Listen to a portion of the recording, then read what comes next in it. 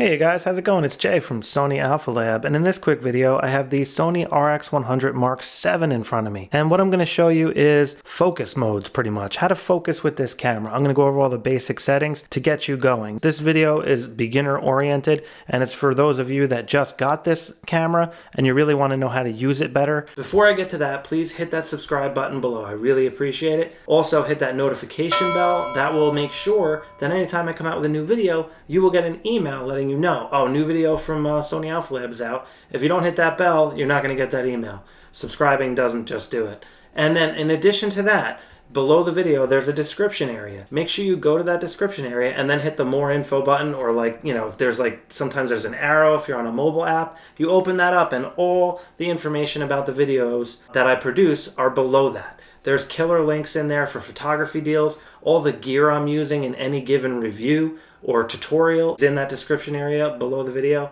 And I really appreciate the support by clicking those links. It helps me out. So let's get on with this video.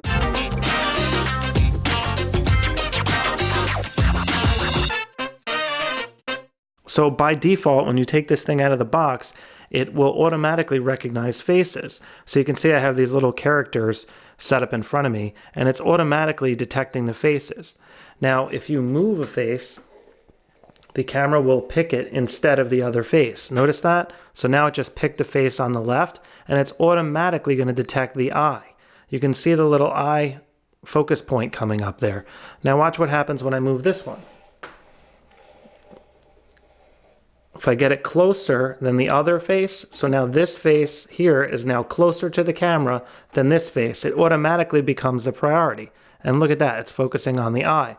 And now if I turn it like this, it's going to focus on the other eye, like so, or it's going to focus on the eye I can see. And then if I move this one back further away, it's still going to choose that face because it already had that face locked on. Now if I start moving this face around, the camera's going to see it and it's going to pick it. See that? So now this face became the priority because it's closer to the camera and started moving. So the camera is going to choose faces as priority as far as the focus goes. Otherwise, if there's no faces in the scene, it will pick whatever object is closest to the camera that it can focus on, and it'll choose that as the focus point. So if the camera is automatically focusing on something because it's close to the camera, like my hand, for example, you can then override that using some of the more advanced focus features. So what am I talking about? Well, right now I have it set to AFS mode. That stands for autofocus single shot. So it's going to lock. Right now, when I press the shutter down halfway, you could hear it beep. Now the focus is locked. So now if I move the camera, the focus will not change. It's locked on that point. That's what AFS stands for, autofocus single. Now what you can do is you can change that. So if you go into the menu here, you can change your focus mode, and it's on page 5 in camera 1 up there on the top left, you can see. So if I click this, you can then change your focus. And now we have automatic, AFA. Automatic basically will automatically choose between AFC, which is continuous AF, and AFS. So AFA is a great place to start if you don't want to really mess with the settings and you just want the camera to do all the work for you. AFA is a good place to go. But I want to switch it to AFC so you can see the difference. All right, so now I'm in AFC mode. So now look, I'm going to lock on, and the focus is going to track the eye. You see how the focus is automatically tracking? And now if I move my subject, the focus is going to track. It's not just going to lock on and stay there. It's continuously focusing as I hold the shutter button down halfway. You see that? So if you have an AFC mode and you decide you want the focus to lock there and then turn the camera, it's not generally going to work. In this case, it's tracking the eye, so it is going to stay there. But if you're in like a landscape scene and you focus on something and then you want to reframe your image, it's not going to work in AFC mode. It's going to continuously track when your subjects move. It's going to lock onto something and just track it pretty much. And it works really well. So that's what AFC is for.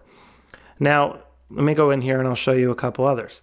You got direct manual focus. So what direct manual focus means, it'll autofocus like normal, but once the thing locks, once the shutter locks, you could then directly control the focus by turning the focus ring, and in this case it's the lens zoom ring, but in this mode it defaults to focus. So you can focus and then fine tune it if you want to. So you would use this mode if you're taking pictures of flowers or something like that, and the focus is locking, but it's locking on the wrong part of the flower and you can't get it to lock where you want, you can just focus like this. You can turn the zoom ring and it acts as the focus ring, and you can dial in. And notice how it zooms in on the image so you could really get it nice and close. So that's what direct MF stands for, direct manual focus. Now let me go in here and show you, this is just manual focus. So manual focus, you're gonna turn the lens zoom ring basically, or the lens ring, and you can just manually focus and change the focus wherever you want it. So that's what these settings do. I'm gonna put it back on AFS for now, and I'm gonna go to focus area.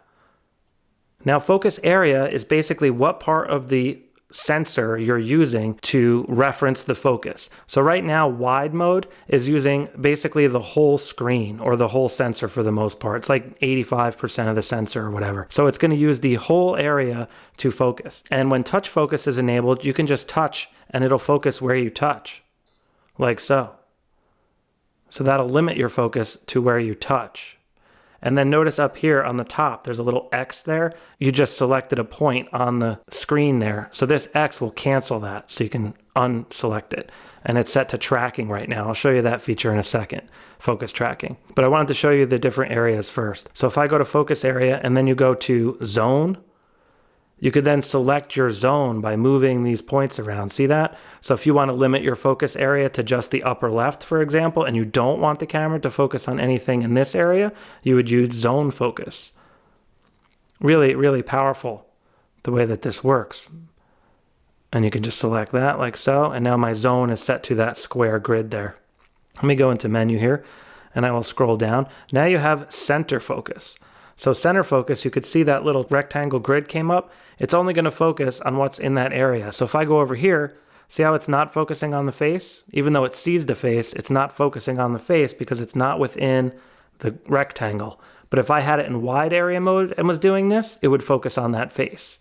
So center is a great way to limit your focus area to just the center. Well, that's how that works. Now let me go into menu here, focus area. Now we have flexible spot. Now this is basically a little box just like that center, except you could move it around, and you could also change the size of it. You have a large version, a small version, and a medium version, and you just go left and right on this little directional pad here in order to change the size. So if I go to medium here, now I could move this around. See that? So I can put this wherever I want on the scene, and the camera will focus on that. So I want it to focus on the chair in the background. It's just going to lock on that area. Really powerful feature. And I use this feature all the time for selecting specific areas. But since the touch to focus came out, I don't use it near as much. Touch to focus is really the future. You just touch and it focuses. But these are the modes I wanted to show you. Now you have an expandable flexible spot. This is very similar to the one I just showed you, except it'll automatically expand. This mode is great for tracking moving subjects when you're like a bird flying or something like that, and you're trying to track it, but you can't quite keep it nailed in that little area. It'll expand out of that area for you, and it'll help you in situations like that. It's a very good feature for moving subjects, I find, in particular. And if you hit the function button, this little button here that says FN, a lot of these settings are in here by default. So see, you have focus area and focus mode, and you have drive mode. So focus area is what we were showing. So let me go back. This is tracking expandable flexible spot. Let me go back to wide mode, like so. And now notice how it's going to pick the faces. No matter how I turn this thing, it's always going to pick that face because it's using the whole sensor for the focus reference area because I'm in wide mode. Now let's go back into the menu, and I want to show you a couple other features. Focus area limit. If you go in here, you can change the different focus modes that will appear when you go to the focus area. So basically with the focus area limit, you can just make your menu a little less confusing when you go into the focus area modes, just by limiting those options by unchecking them. Now I wanted to show you this one here, face/eye AF set. If you go in here, you can turn your face priority on. You remember how I was showing you earlier how the camera prioritizes faces? Well, you can turn that off right here. If you don't want that feature enabled, just turn it off there. Now, subject detection. I have it set to human, but you can now select pets and animals. So it'll automatically focus on the eyes of dogs, cats, and other animals, which is really awesome. But you have to change that in here depending on what you're shooting. Just so you know, if you're having a hard time and it's not tracking your pet good, switch this over to animal mode. And you can decide whether you want the right eye or the left eye, or just have it to auto. And then the face eye frame display, that's that square that shows up right here. That square, that's the face, so it's letting you know that the camera sees the face. And then animal eye display, you can choose to have that on or off, and that's what that is. Now, pre-AF is another autofocus feature. What pre-AF is, basically when you're not holding the shutter button down, the camera will automatically focus on what it thinks it needs to be focused on, even though you didn't press the shutter to focus it. That's pre-AF, so it'll think ahead for you and focus on what it thinks it should be focusing on, even though you're not pressing the shutter halfway to focus. So you might want to turn that feature off. It'll save a little bit of battery life, but in addition, sometimes it's just a pain in the butt and you don't want it to do that. So that's what pre-AF is. Now there's a couple more advanced features I'm not going to go into in this video because it takes a while to explain, but AF area registration is one of those features. You can register an area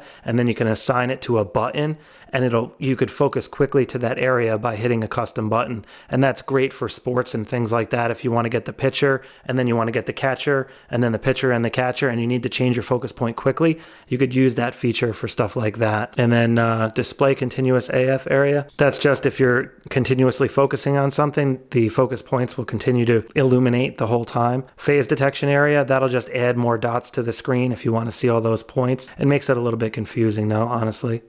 All right, so a couple other things I wanted to show you while we're in here is drive mode, because this pertains to when you're taking pictures of sports and stuff like that. So if you go into the drive mode settings, you can also get to them from the function menu here. Function menu, drive mode. Now, why this is important is because if you want to take sports and stuff like that, or a moving subject, you're not going to want to have it on single shooting. You're going to want to put it on rapid fire mode. And in this case, it's called continuous shooting. So if you hit right and left, you can change the speed of this and the camera will continuously shoot when you hold the shutter down. So if I put it on mid mode and you focus, it's going to shoot like so. And that's what the drive mode does. In addition to that, you want to have it in autofocus continuous. So if I hit the function button, you go here to autofocus mode and you switch to autofocus continuous. And now this will shoot rapid fire and it'll also track your moving subject. All right, so now I have it set to continuous shooting. So let me show you a couple other settings quick. If you keep scrolling to the right here, here's face registration. So this is the area where you can program faces in.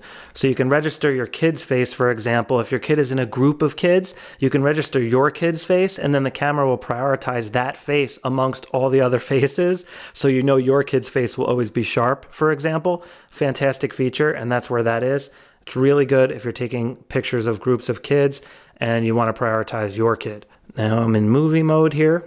And I wanted to show you there's a couple AF settings in movie mode. You can change your drive speed in movie mode. So that's how fast the camera will transition from one focus point to another. And sometimes you might want that slow. Sometimes you might want that fast for a more cinematic effect. Slow will be a much smoother transition from one point to another, which is great for filming, dramatic focus transitions. Fast, it'll go much faster. So if you're trying to track a moving subject and you want it to focus really quick for an action scene or something like that, depending on what you're filming, you would set it to fast. I have it set to normal for now. Tracking sensitivity, it'll basically track more quickly. So you would want to have it on responsive if you're trying to track a high-speed moving subject. And standard is what I normally use. And standard worked great, by the way, when I was filming Layla on her bike. You see that I'm moving? Just so you know. But you can always change that to more responsive if you're trying to film like a football game or whatever. Now, if we keep going to the right here, we're going to get some more options. Zoom speed, you can make that go faster if you want for filming. Doesn't really have anything to do with focus, though. I wanted to show you the focus mode options. Here we go. Touch operation. Now this pertains to touching on the screen for touch focus. Right now I have it set to tracking. Touch focus is basically you just touch and the camera will focus where you touch. Touch on the car, focuses on the car, touch on the image in the background, the person in the background, and so forth. That's touch to focus. And that little option up there is to cancel it.